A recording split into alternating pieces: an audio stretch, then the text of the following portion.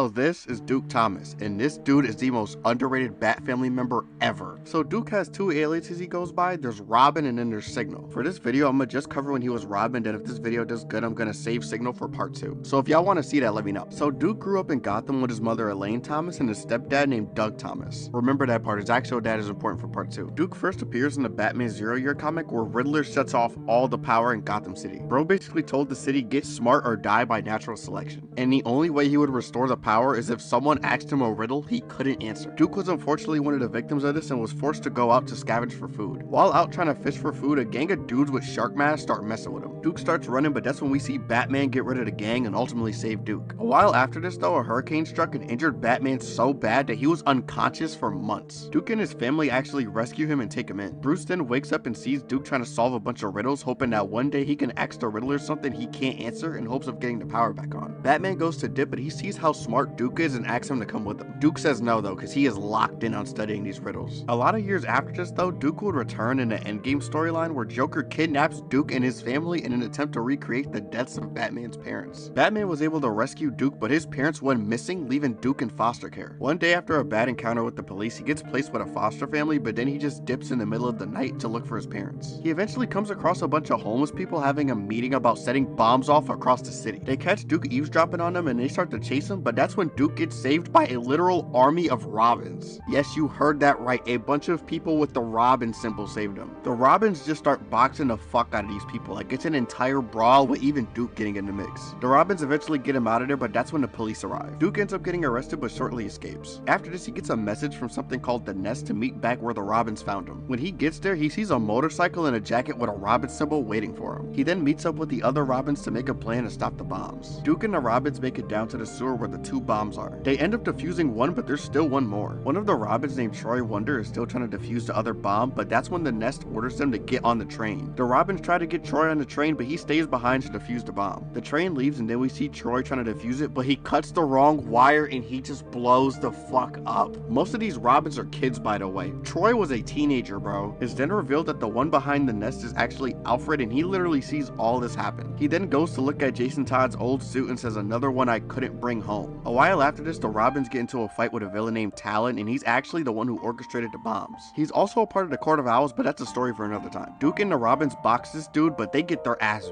beat bad. Like, they literally can't touch this dude. It was so bad, Alfred had to get them out of there. A while after this, a few of the Robins and Duke get kidnapped by the Court of Owls, and it just so happens Damian Wayne, Red Robin, and Red Hood are also with them. They end up having this crazy ass team up and end up making a plan to escape together. Now, a while after this, the Robins do disband for a little bit after fighting the Owls. During this time,